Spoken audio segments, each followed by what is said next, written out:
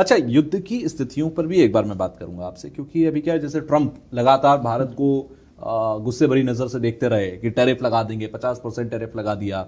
इसके अलावा बहुत सारे रिलेशंस बदले, जियोपॉलिटिकल सिचुएशंस अगर मैं देखूं तो वो भी बहुत टर्न अराउंड हो रही हैं। क्या आपको लगता है अगले 7 साल के अंदर ये जो जियोपॉलिटिकल सिचुएशंस बन रही हैं, ये भारत के लिए मुश्किल का सबब है या ये भारत के लिए बेनिफिट होगा, आपदा में अवसर वाली बात होगी? जी देखिए, चंद्र और सूर्य ये दोनों का कॉम्बिनेशन कैसा है कि चंद्रमा रात को, आप पूर्णिमा के दिन चंद्रमा को देखेंगे कितना सुंदर लगता है, बिल्कुल। लेकिन चंद्रमा तो ऐसे ही रहता है, सूर्य का उदयकरण होता है तो चंद्रमा छिप जाते हैं। तो अभी केवल स्थिति वो है कि हमारे देश के ऊपर चंद्रमा की दशा चल रही है। तो चंद्रमा यानी कि कोई ना कोई सूर्य बनने की कोशिश करता है, लेकिन अभी सितंबर में सूर्य की महादशा खत्म हो जाएगी। अभी इस समय सूर्य के अंदर, चंद्रमा के अंदर सूर्य की ही अंतर्दशा चल रही है। ठीक है। सितंबर में जब चंद्रमा के अंदर सूर्य की अंतर्दशा समाप्त होगी तो मंगल की दशा, तो ऐसा दहाड़ करके ये देश उठेगा, ऐसा दहाड़ करके हमारे जो पीएम है, आपने बोला मेरे गूज़बम्प आ गए अभी से। हाँ, वो लाइफ के, वो देश के लिए डिसीजन लेंगे, आप कल्पना भी नहीं कर सकते, वो अकल्पनीय है। यानी 11 सितंबर 2025 ये वो तारीख है जहां से मैं देख पा रहा हूं कि मंगल की महादशा शुरू हो रही है। क्या ये जिस दिन पर मंगल की महादशा शुरू होगी, ये इफेक्ट उसी दिन से दिखता है या आगे पीछे थोड़ा समय लगता है? ये मैं बता दूं कि जैसे हमने देखता है, जैसे बिल्कुल सेम आपका जन्म हुआ जी, आप बड़े हो गए, अब आपके ऊपर राहु की दशा चल रही है और वीनस की दशा, गुरु की दशा आने वाली है, और गुरु आपकी कुंडली में योग कारक है, आपकी काल पुरुष कुंडली है, मेष लगन कुंडली है, बृहस्पति भाग्य के घर में सुग्रही बैठे हुए हैं। तो ऐसा नहीं है कि बृहस्पति की दशा आज से शुरू होगी और आज से ही, या तो 3 to 6 मंथ पहले उसके पॉजिटिव इफेक्ट आपके ऊपर पड़ने लग जाएंगे। लेकिन थोड़ा समय बीतेगा, 2-4 महीने, 6 महीने, साल बीतेगा, तब आप उसको फील करोगे कि पिछले 1 साल से मेरे ऊपर जुपिटर आया है, मेरी लाइफ बदल गई। हर रोज कैलकुलेट करोगे ना, जैसे एक कहानी है छोटी सी कि एक बंदर किसान को देखता था और किसान ने आम के पेड़ लगाए, उनकी खूब केयर करता था। तो आम के वृक्ष, आम के पौधे धीरे धीरे बड़े हो गए, आम लगने लगे। तो बंदर रोज उसके पास जाके आम ले लेता था। तो उसने बोला कि अब वो देता एक ही आम था, बंदर को मिलता एक ही आम था। तो उसने किसान से बोला कि मेरी इस एक आम से भूख खत्म नहीं होती, मुझे भी बहुत सारे आम खाने।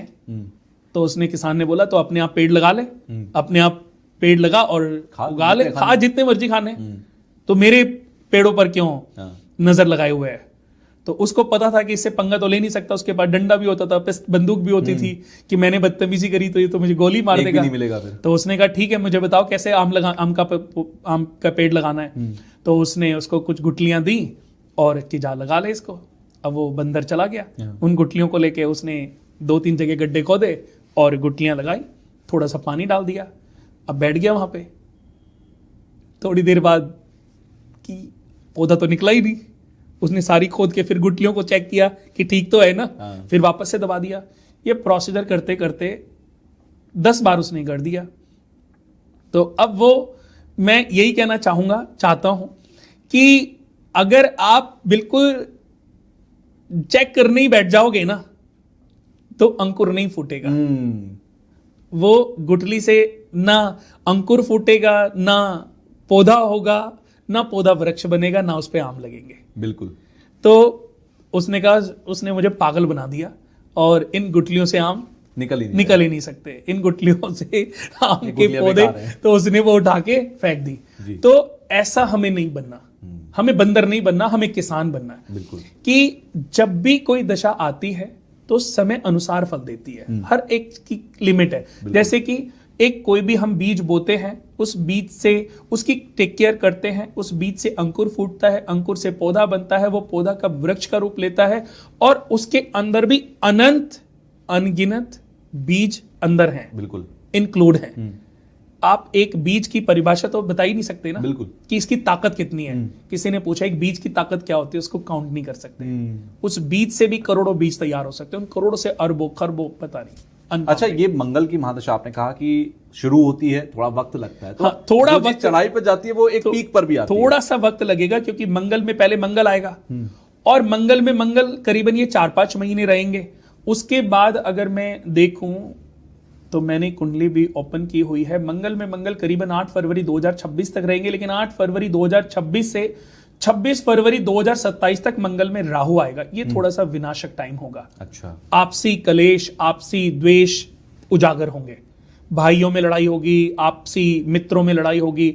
यानी कि देखिए, जैसे आज हमारे देश के अंदर हमने बहुत बार देखा है कि भाई ने भाई को थोड़ी सी प्रॉपर्टी के लिए मार दिया, भाई ने भाई को लूट लिया, एक दोस्त ने दूसरे दोस्त के साथ मिलके षड्यंत्र रच दिया। तो ये षड्यंत्र जो रचे गए हैं, या ये षड्यंत्र जो, उसके पीछे भी एक कहानी है। बिल्कुल, आप सब कुछ अच्छा नहीं कर सकते।